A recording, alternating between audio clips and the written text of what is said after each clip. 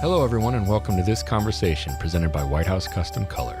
Are you trying to mute me? No, it's just you're real loud, and I can't. I sold Amazon when it was $25. Listening to listen, not listening to respond. Yes. Oh, thank you for that. This is an exciting and nerve-wracking interview for me. No way. I'm the one who is nerve-wracked. You don't need to be nerve-wracked. You do this all the time. Thank you so much for having me.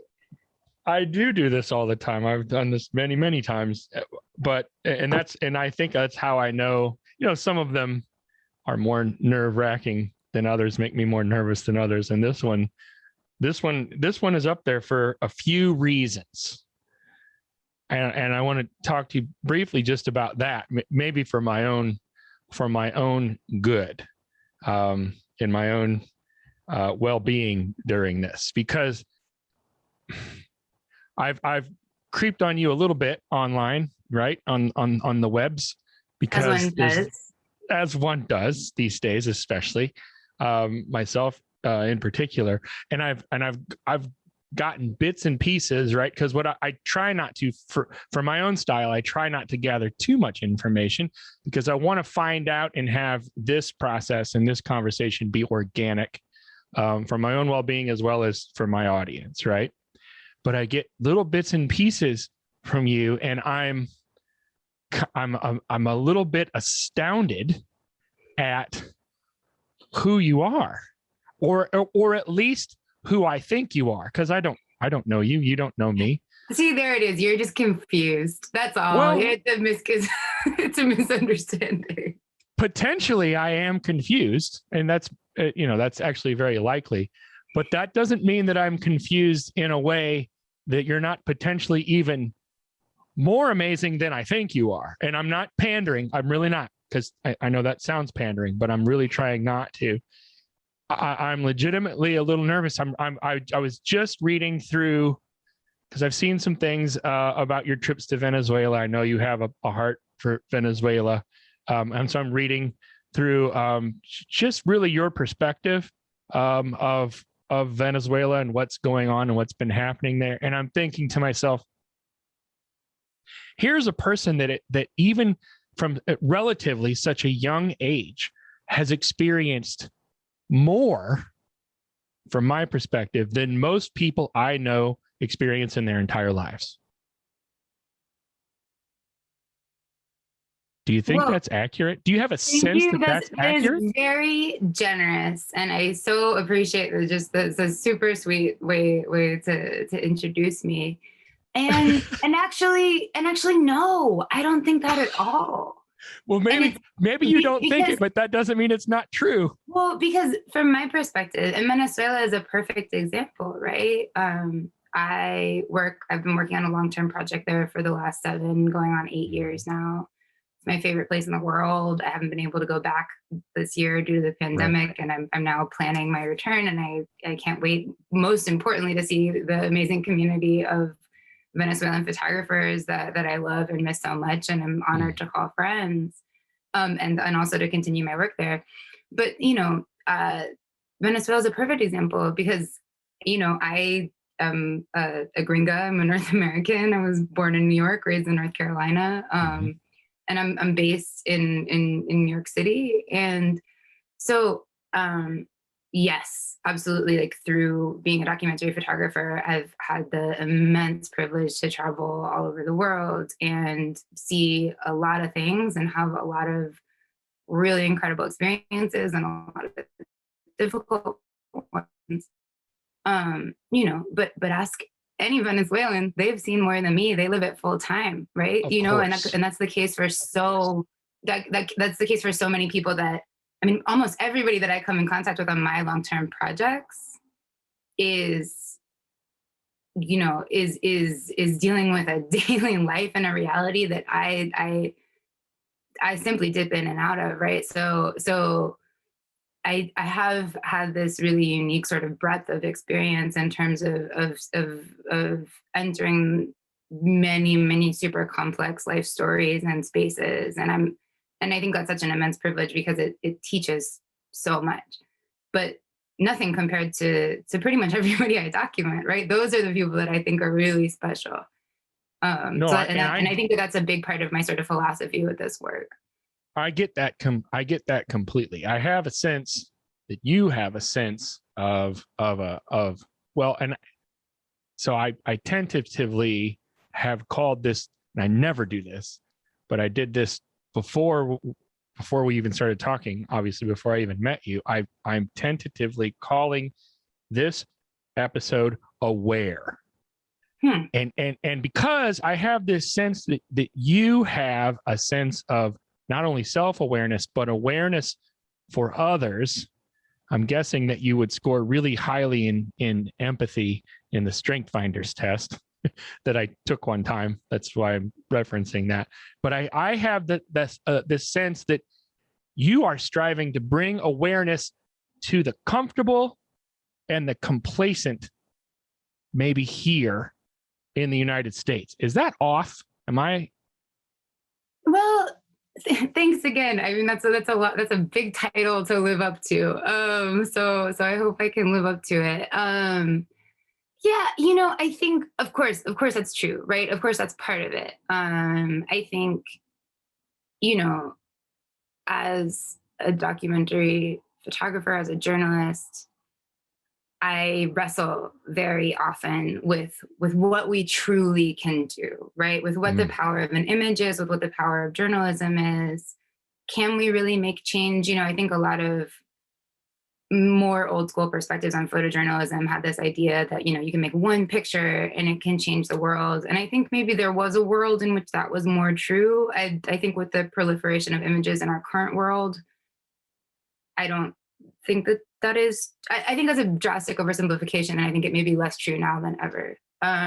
Because there's just so much content in general. Because there's I think that's a major factor. I also, I hope that we can raise awareness. I hope that we can all raise our awareness. I also think that you have to have a level of openness, and that a lot of times people actually consume information that reinforces their worldview as opposed to searching for information that changes it. Yes, so, people remain in their echo chambers because that's what's comfortable. Totally, right? That's so. I would love if I can raise a single awareness, one person's awareness with this work, then cool. But, if I'm really, really honest, I do this for me, okay. And I think that's, I almost feel like it would be arrogant of me to, I do this because I want to learn, because I want to explore, and because I'm pretty sure that I can't change the world, but I can change myself, and I think of this as this sort of constant practice of learning more and sort of reshaping myself through what I'm being taught by the people I photograph. I really like to think of the people I photograph as my teachers. And if that process is something that I can share, I really want to believe that it is, but sometimes I get very skeptical about that, so raising awareness it's active, right? You can't give it to somebody because to actually change one's own awareness is an active process, right? It's you can't you don't get fit by watching the workout. You get fit by doing it, Oh, I wish you wouldn't have gone there. I'm building a workout room in my space right now, and that's like touching a nerve. It's a really good, right? I do it too. You watch the little workout videos on Instagram, and you're like, oh yeah, wow, that was exhausting. But I think that educating oneself and expanding one's horizons it's not a passive process, right? So no. I hope to put information out there that maybe could be part of that process for people. But I also don't want to overestimate the role, because sometimes I do feel like all we can really change is ourselves. To continue, yes. To continue the analogy, though, the workout analogy, right? There's an intentional piece there. There's an active piece there. I mean, you have to get off your butt and make it happen. right? Or it's not going to happen. For you personally, what does it look like for you to continue? I mean, are there times where you think to yourself, this is really hard. I don't know if I can do this anymore. Or do you struggle with not wanting to do, like, the motivation piece? Because the workout piece, I mean, it requires a will, it requires a discipline, right? To stay at it.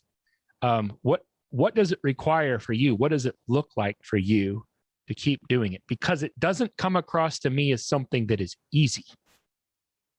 Yeah. I mean, so first of all, I just want to revise my previous statement, because also I realized that, like, I feel like I'm a two-headed monster a little bit. Like, the side that says, like, you can't change others is in constant argument with the side that wants to. And of course I want to, right? Like, and of course I see you do. Yes. the desperate need all over the world to do that. And of course the work, the nature of making it is that one hopes that, like, people see it and have a reaction, and that maybe that reaction, like, broadens horizons and helps them understand things they didn't previously understand. So of course that is true. And then in terms of motivation, to be really honest, I think the work is actually the easy part for me. Like, there's the moments in my life when I am working with people who inspire me, when I'm covering a situation that I think needs to be seen, when I'm, witnessing history transpire firsthand, when I'm, sharing space with somebody who's done something amazing or whose life is amazing, that's just a joy and a privilege. And that gives me sort of boundless energy. I mean, and that's just such a gift to be able to do as an occupation. The business can get exhausting, like the hustle can make me sometimes want to give up, and the insecurity and the imposter syndrome and the how to keep the ball rolling so that I can keep making this work. Like, but the work itself, like, do I have absolutely physically grueling days? Oh, hell yes. I drink so much coffee. That's how I do that. When you said I drink, I thought, is she going to stop just with I drink? I drink. That's how I do that. I just drink. That's how I get through. I mean, valid, but me, I'm more of a caffeine girl. Coffee person, right? Caffeine. But seriously, like, it's a lot of 16-hour days. It's a lot of getting up before dawn. And there is certainly, like, a process of steeling yourself. Like, okay, this is going to be hard. This, sometimes, like, I really, I often find that the most intense, the most kinetic, the most crazy situations I'm photographing in are, in certain ways, it's like you just kick into high gear. You don't have to think about anything. There's no question of, like, what to do. You know exactly what you need to do, whether that's shooting a super beautiful, amazing dance performance, which is, like, I love photographing dancers and sort of culture and all of that stuff, or photographing civil unrest. You're like, okay, like, this needs, I want to photograph that. It's all going down. For me, sometimes the hardest thing is just getting out of the car and asking a stranger if I can take their picture. Like just at the very beginning, just like totally just getting, getting moving. I always have to be like, young lady, you get out of this car, you ask that, but I don't want to hear any excuses. No, you go. Like, a total crazy person talking to myself. Like, that's the hard stuff for me. But then the real struggle, I think, is the business, is the industry, is, and what does that look like? What does the business part look like that you're referring to? Like, can you give me some insight into what that's like? The business part, the hard stuff. I mean, I think, I've been wildly lucky, and I'm so grateful. I've, for years now, been able to make the work that I want to make as the way I make my living. And that's just, like, that's a dream. I don't have any words to express how grateful I am. Well, you call yourself wildly lucky, but in my experience, all the wildly lucky people that I know of are really hard workers. Totally. Maybe that's just a coincidence, but I don't think so. I mean, I think two things. I do. I work real hard. I'm real crazy for sure. But I also am keenly aware of the fact that for every really hard worker that gets a shot and has the dominoes fall in the right way in order to get the opportunity to work really hard, there's 100 fantastic hard workers that just didn't get those opportunities. You know, so that's why I say lucky. I think it's really fair enough. Fair enough. You know, so I don't like. But you know, it's a tough industry. You know, it's a moment when you know, budgets, as we all know, have been plummeting in the news world. Right. You know, where it can be hard as a photographer, I think in any genre of photography, to get people to appreciate imagery, especially digital imagery. You know, this is something I teach. I teach pretty often, and something I tell my students all the time is, you know, I've got a pretty good track record. I've got pretty good connections. You know, I've established myself, and still sometimes I'll have the pitch of a lifetime, and it'll take me a year to get that damn thing through. And I'll ask everybody, and you know, and you're like, come on, scratching on doors like, this is amazing, you know, and it's. And you know, and that can be really fun. You know, that can really get you down when you're like, I just want to do this story, and people are like, we love it. We don't have the budget right now. My boss hates fun. So no, you know, whatever, you know, I mean, so it just is, it's, you know, and it's full on. And documentary photography is not something one gets into to make a lot of money. So you're always on your hustle. So, you know, like that kind of stuff, you know, and it's not to complain, because I'm super grateful, but it's the reality. Right. Totally. It's the reality of the business and really the world we live in, probably in a lot of ways. I keep thinking, like, in my mind, as we're having this discussion, I keep thinking to something you said earlier, and it keeps gnawing at me. So I want to go back there when you were talking about, you know, the part of your motivation. You said, to be honest, was you're doing this for yourself, for your own growth. And then you also added the other stuff. I look at it as a both and, right? It just doesn't have to be an either or, it's a both and. When you said that you consider the people that you photograph as your teachers, I think that was a beautiful thing to say. I would like you, if you wouldn't mind, to talk to me a little bit about what it is that you've learned from your teachers. What's you look at yourself 5, 10, 15 years ago, like, go back, you remember yourself when you're, you know, wet behind the ears, and you're really green, and you're young, and you're naive, and all the stuff, right? Now you're a little older, and you're more experienced, and you've spent time, and you've had experiences with these teachers. What have you learned? Oh man, that's a great question. Thank you. Oh boy. I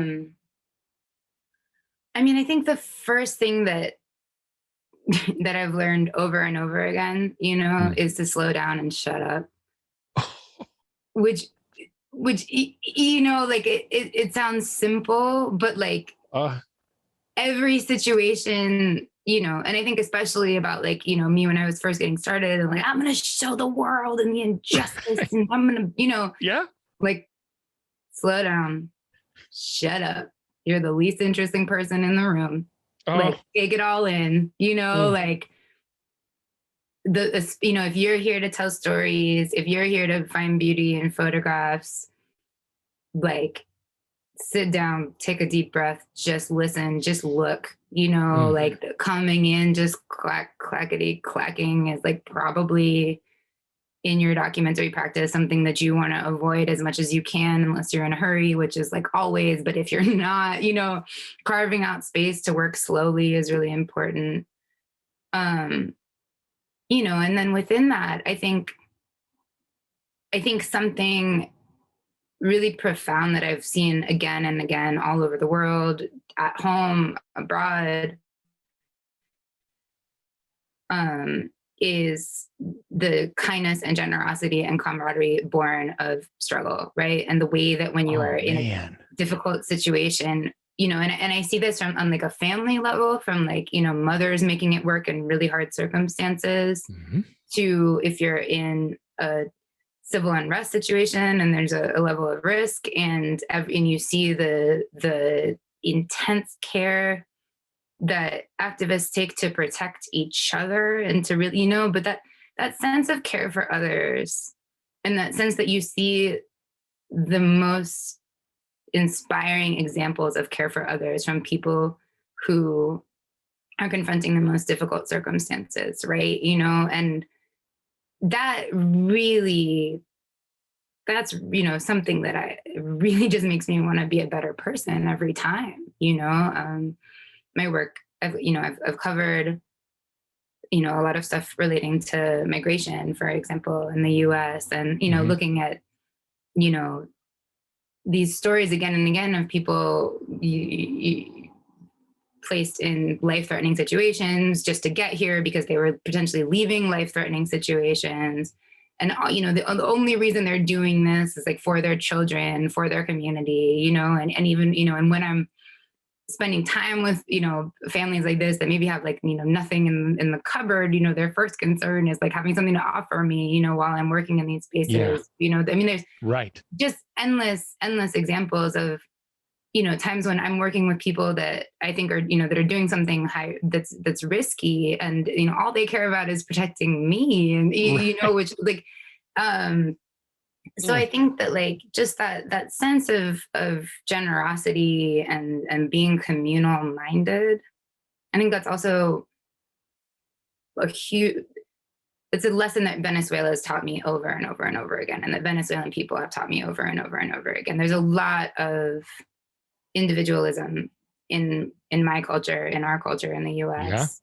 Yes. And it's really been laid in stark contrast to a lot of the sort of natural inclination to help and share that I see in Venezuela among people that are confronting just extremely difficult circumstances over long periods of time. And that's really marked me. You know, it's really changed how I see the individualism in our own culture, and really made me aspire to handle things more like I see people doing in Venezuela, for example. So sort of a meandering answer, but no, it's not. In fact, it's resonating a lot with me. You don't know this about me and my wife, of course, but we've adopted 2 children internationally from both Thailand and Nepal.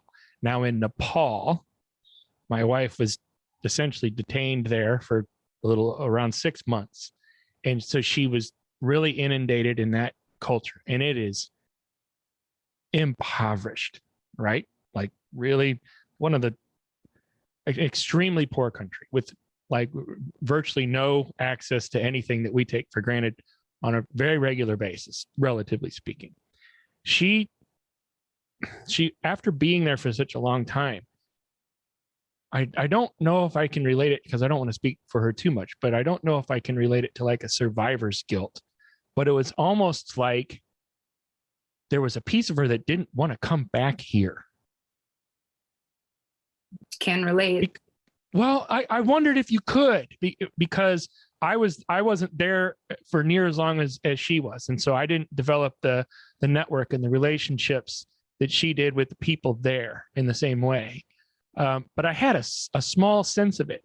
And to hear you talk the way that you're talking, I wonder if you could relate to that. If it's almost like we don't even realize the milieu that we're kind of a part of, like that we're kind of inside of, right? And then you come out of it, and you see these places around the world that are completely different in virtually every way.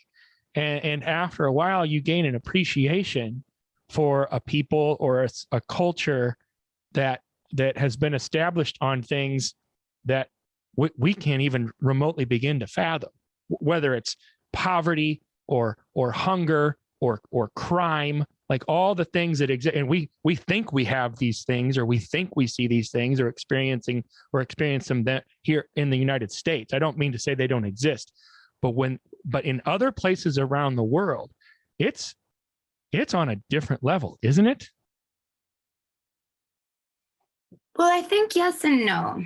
But I mean, what I strongly agree with what you're saying, and what you're talking about your wife's experience of sort of spending a long time somewhere else where the culture is super distinct and the experience is super different, and suddenly feeling hesitant to come home, to come back, right? And I think, and I also, you know, and I also strongly relate to seeing and spending time in places where poverty or hunger or violence is much more prevalent than what we have here. On a wide scale. And I guess I was trying to tie it into the other piece that you said earlier with the communal aspect as opposed to the individualistic aspect, because totally. You become a part of that communal aspect, and then you realize how individualistic your mindset or your frame of reference was before, and you don't want that anymore. You don't want that. I think that's really, I think one of the things I think about a lot, and I think that this is something, I get asked about, people are like, oh, is it scary, like in X or Y place, and like, I feel very, very strongly that while it is extraordinarily important to recognize how incredibly privileged we are in terms of physical comforts, largely in this country, although we have, of course, as you know, we have epic, massive poverty that's getting worse all the time here. Yes. It is a very violent place. The U.S. And that's what I mean. I don't want to diminish that or dismiss Absolutely. that. I certainly know that it exists here as well. Totally, but in a different form, right? And the reality of the conveniences we have, or of what poverty in the U.S. looks like as opposed to in other places. It's poverty in the U.S. And it takes on a very different nature very often because of the plenty that we have here, Right. And so I think being exposed to other life circumstances is really, really important, but one thing that I think that I've really learned, and that's really been placed in contrast to me of how I think maybe some people here view it, is that we pay for these privileges in illnesses in our own culture. And I think that, while we do have a lot of material comforts here and just, staggering amounts, but look at the vaccine inequality, right? It's a perfect example. In the US, vaccines are widely available. Yeah. Anybody wonder, they'll give you a donut and a lottery ticket to get vaccinated while people are dying by thousands all over the world because they cannot get access to these vaccines that we got first because we're such a wealthy country, right? Right. Perfect example. But, and I'm very grateful for and very uncomfortable with that, the reality of that privilege. But, that is what it is, right? And I think many of us feel this way, but all of these comforts that we have here come with a certain kind of individualism. There's a certain there's a spark that's missing sometimes. There's a price. There's a price. You said it. And so I think you hit the nail on the head with that word. There's a price. Yeah. So I think that's a lot of times that's how I think about it. I think a lot of sometimes there's this idea of it's, I find that there's of course there's inequalities, but there's also differences, and there are Venezuela, which is sort of my reference point here because I work there so much. There's many, many, many things about Venezuela that I prefer to hear, and that makes the fact that the crisis there has made the country so unlivable for so many people all the more excruciating, right? Because these people should be able to enjoy their beautiful home, without all of the unjust, unnecessary difficulty that they're experiencing. But keeping but that it's not in mind, simple, right? It's not like a one. No, it's not a one-to-one. No, and that's what I think. That's my mind's racing a little bit. We've mentioned lots of different places, lots of different issues, and it makes me wonder, with all, I'm going to call them options for lack of a better word, options for you to cover, options for you, or stories for you to tell, with all that exists. Well, we'll say globally, because you can go anywhere. You in particular have been so many places and have seen so many things. What's your process like for deciding where you're going to go or what you're going to choose? Even when you're putting a pitch together, how do you navigate that? Yeah, so mostly I just I'm kind of like a dog that sees a squirrel. and just like that, and I'll just chase into, I mean, it's not a very Well, you're creative, intellectual- so I mean, in my experience, there's that. yeah, I mean, I think that that's actually something really important, right? To think about in terms of like anybody out there who's considering doing this kind of work. Yeah. I think that choosing what you want to photograph and document is maybe the most important choice you can make. I mean, it's so much more important than light or, where you go to photo school or don't, I mean, like all these other technical choices are nothing compared to what you choose to spend your time on. And so it's got to be love. It's got to be obsession. It's, and so many people choose projects, I think, where, especially when people are starting out, they choose stuff because it looks like something that someone whose work they like photographed, or, because they think that it's going to get a lot of attention or look good on the gram or whatever thing. Right. But I think if you, in order to make good work, you have to commit to it long term. And in order to commit to it long term, you have to be obsessed with it. So like, it's really that thing that like keeps you up at night. So it's the obsession or the passion that fuels your ability to stick with it. Yeah, that's it. I mean, it's if I cannot be there, I will lose my mind, and for me, that's also been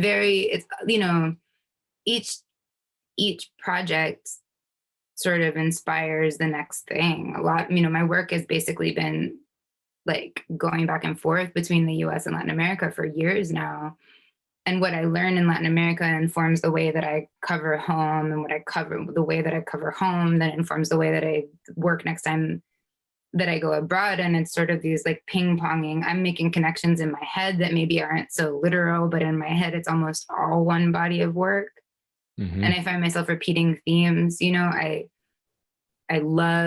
really, really interested in femininity and female culture and dance and the ways that manifests, especially in difficult circumstances, and the way that performance of femininity can be rebellious, can be revolutionary, can be an act of survival, can be an act of leadership, And so I very often find myself, in situations where, perhaps there's a lot of violence or a lot of trauma, but I'm finding these like absolutely awe-inspiring examples of female leadership, expression of culture, expression of power, in those contexts. And I just do it like every time, and I don't even realize that I'm doing it until I'm doing it again. Something I've said before in interviews. You don't realize that you're getting drawn to that every time, but you find yourself like, oh, here I am again.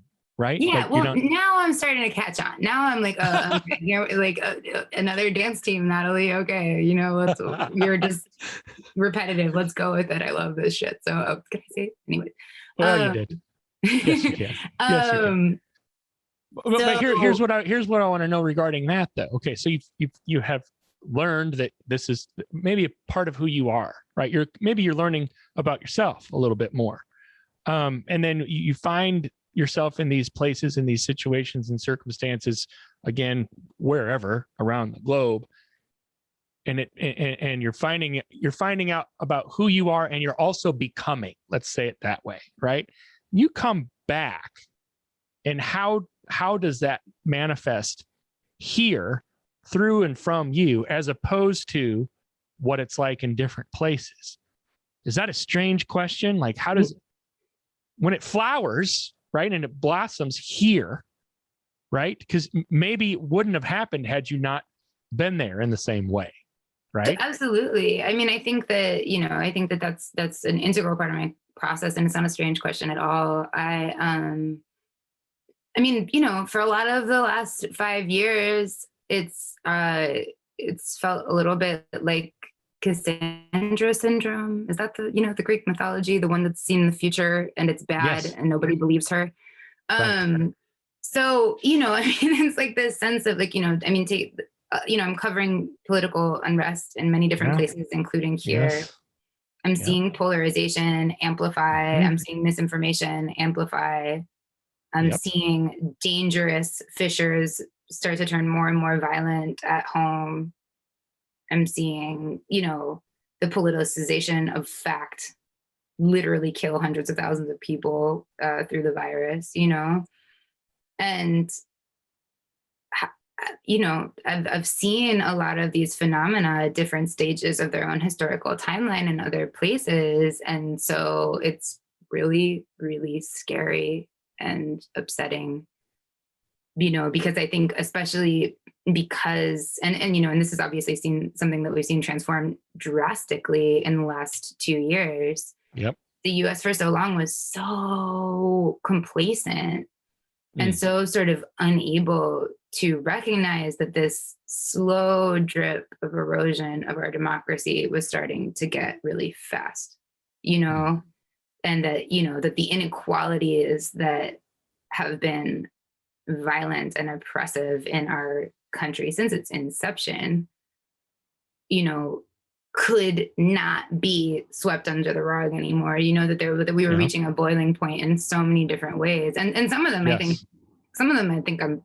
thank God, this, but also at what cost and all of these things. So I think that at what cost, sure, we should never have had to get to such a crisis point to start addressing some of the also drastic inequalities in our society.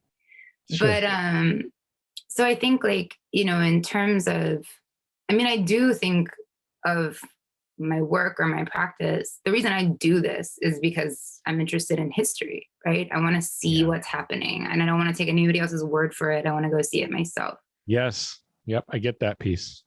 And so watching our timeline and then seeing parallels in other places that are on a different timeline and seeing maybe some alternate futures and how this could play out. It's not great. But that also, again, inspires me to try to make good work and true work about what's happening here in our country. Okay. That is very well said, and unintentionally leads me into the last thing that I do want to talk about Canon. I know you're an explorer of light. I know that you love Canon, you use Canon gear, and if this next piece goes well, we can dive into that and finish up. But thank you, Canon. Okay. Love you guys. Really appreciate you. Okay. Now, yes. Go ahead. And I thought to myself, so this is my last piece that I jotted down real fast, and I thought, if this interview goes well and it seems as though we have a good rapport, I'll ask about this, and if it doesn't, then I'll just skip it and she'll never know. So that tells you where I'm at with things right now. I have a good friend named Kevin Kubota, and he's in Bend, Oregon, longtime photographer, wonderful human being, all the stuff. And in my third or fourth episode on this podcast, he and I talked about the ethics of photojournalism. And it made me think of, when I was knowing that I was going to talk to you, it made me think of a photo called the Vulture and the Little Girl.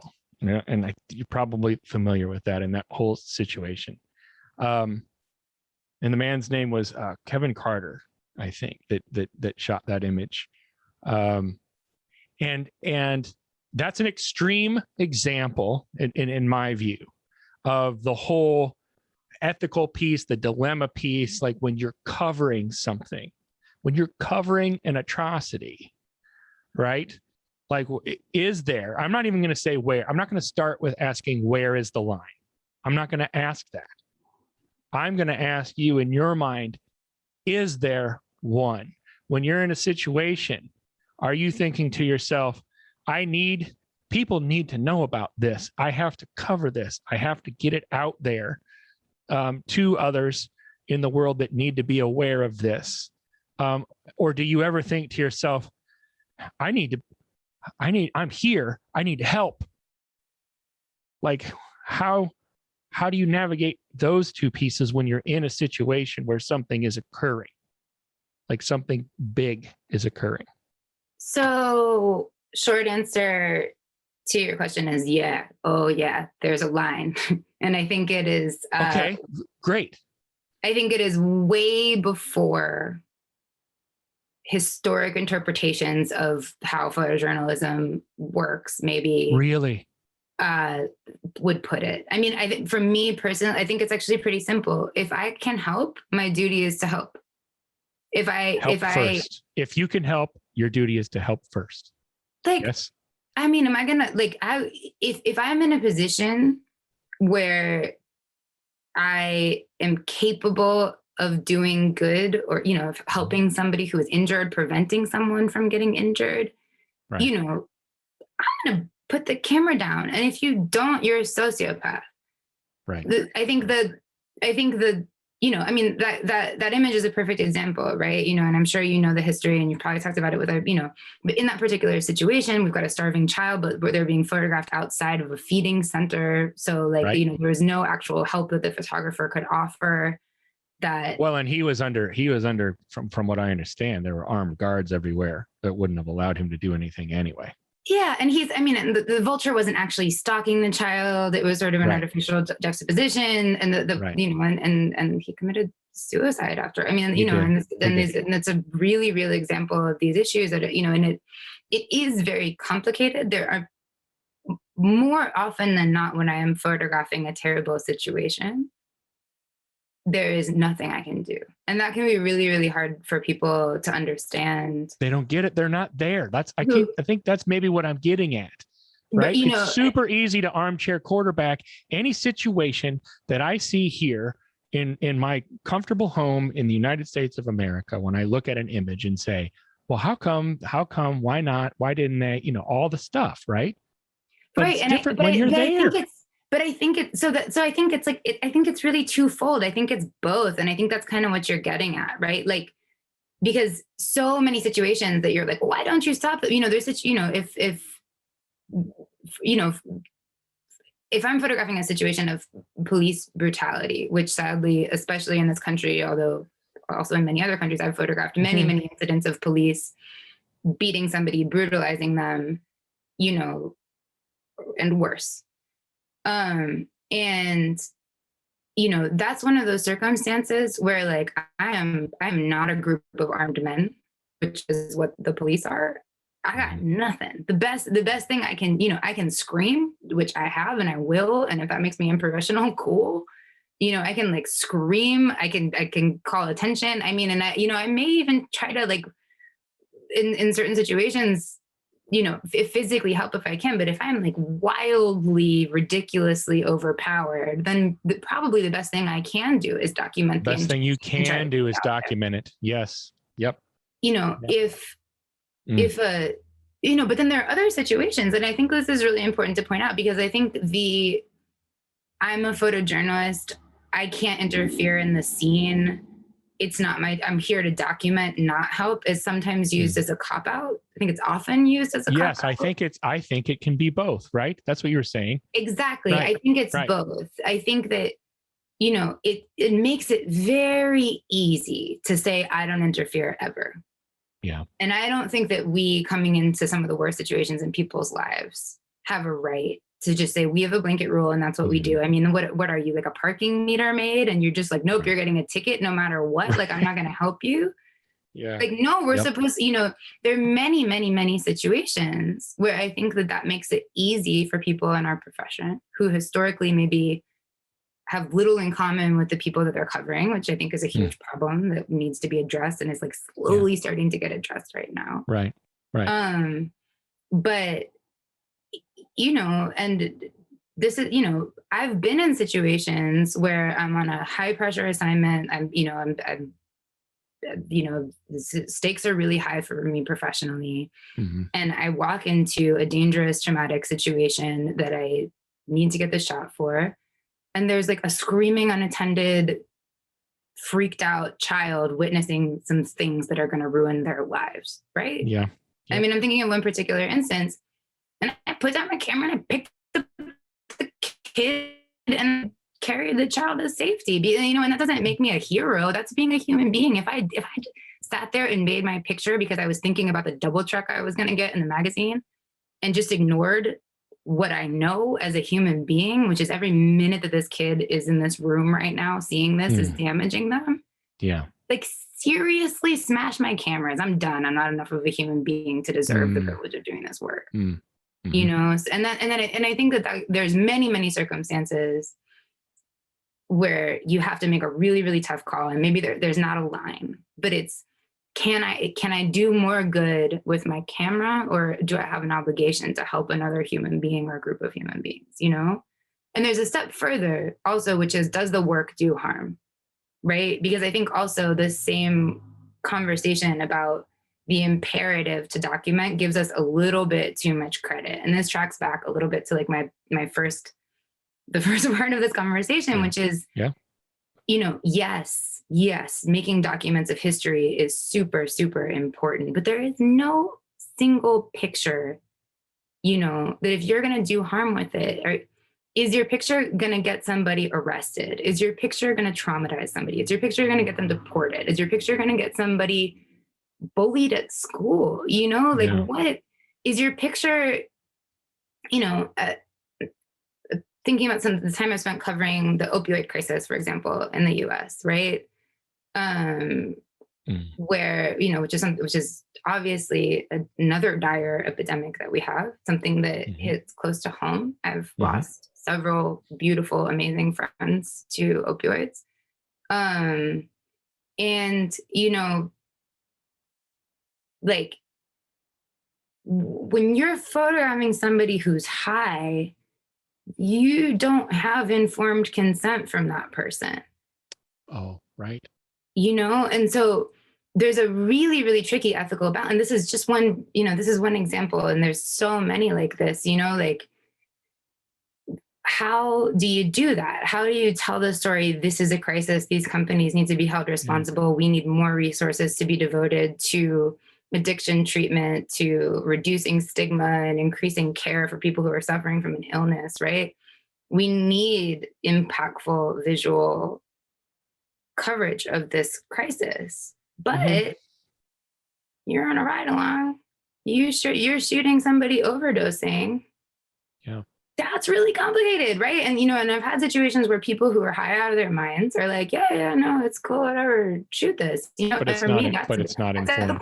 Right? And I don't want to say, I know of a lot of important historical work that has pressured some important advances to be made on legislation and on holding people responsible that was made. And I'm sure it was made partly with consent of people that were high. And I don't want to say that's wrong, but like, how do we do this better? And I think that my sort of final rambling thought about this is the way to do photojournalism better is not to create, there is no blanket rule, right? This idea of like, you never help or you always help or whatever, like that sounds really easy, but we work in far too complex circumstances to create a simple list of things, right?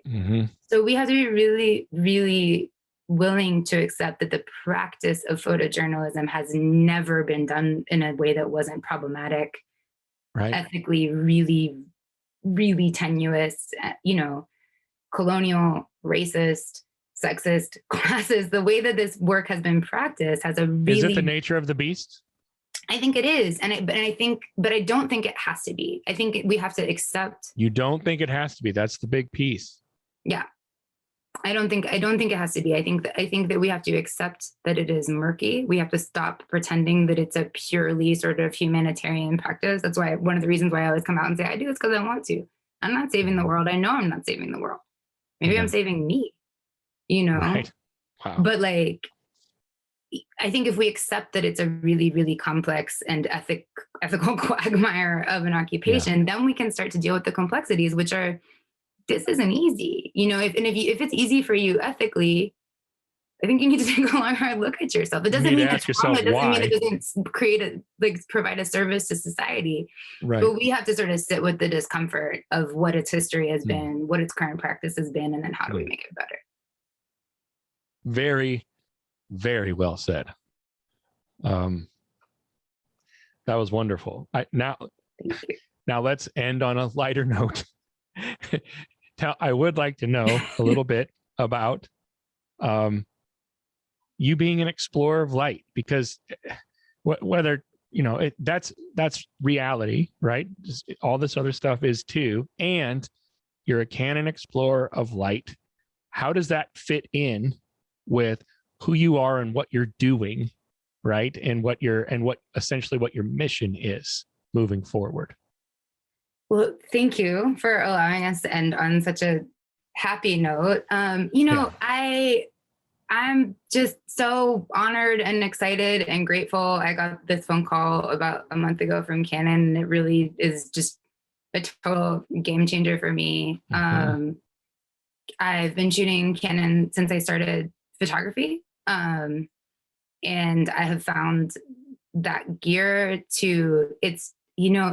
just works. And no matter how much I beat it senseless and do stupid, horrible things to it, and when I drop it, when it's pouring rain, when I get when the camera gets water cannoned, which is a thing that happened and that it worked perfectly afterwards. I mean, like the gear is super, super sturdy, and I beat everything I use to a pulp. So having something that just works no matter what is a huge blessing. And and for me, it's just intuitive. I'm not a gearhead, I want something that I don't have to think about, so that I can think about the people, so that I can think about the light, so that I can, think about my surroundings. And Canon is like an extension of my hand, and I'm very, very grateful, and then also being an explorer of light means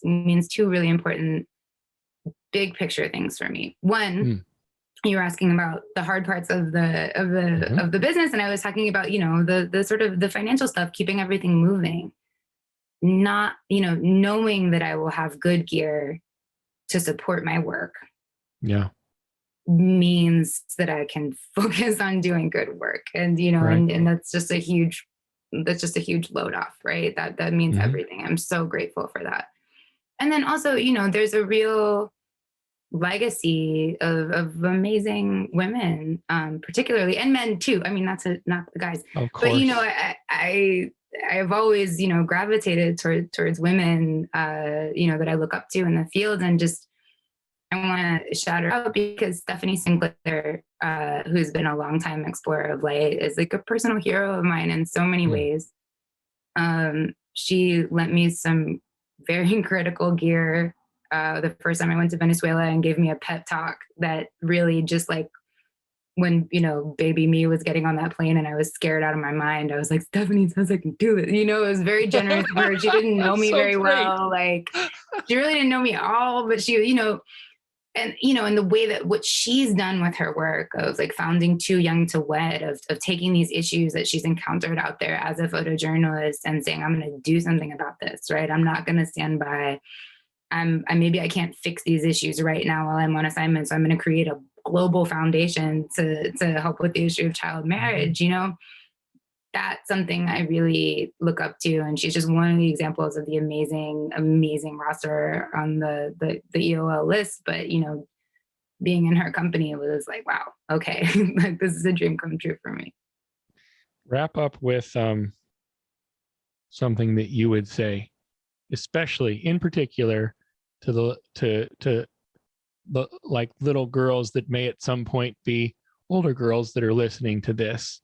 If you haven't, I want to give you an opportunity. I can't help but think of my daughter. She's 12 years old. She just shot in the room next to me. She shot several dozen images this morning and sent them to me to work on. And she's growing up, and I want her to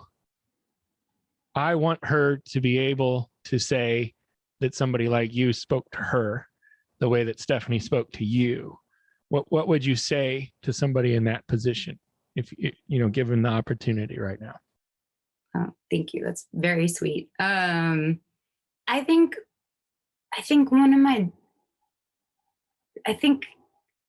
sorry, I'm like organizing my head here, but I'm putting you on the spot. I know I'm doing. I think one of the most important things is it's okay. It's your job. I think one of the most important things is to not let people tell you what you should want and not let society make you afraid of what you want deep down inside. I think that like one of the worst effects of sexism and patriarchy, and this also goes for racism and white supremacy, is that living in a society that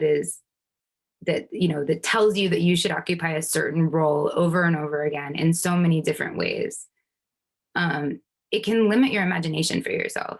It can limit what you think you're allowed to want for yourself, or what you're able to conceive as a possible future for yourself, right? This is why I mentioned Stephanie Sinclair, because role models are so important. And this is why, more women, and more women in photography is one of the reasons it's so important, so that you can see people and imagine a course similar for yourself. So, I think for me, I knew at first it took me a long time to figure out I wanted to be a photographer, but then it took me a really long time to figure out that I wanted to do hard news. And then it took me a couple of years beyond that to not feel that it was like a dirty secret.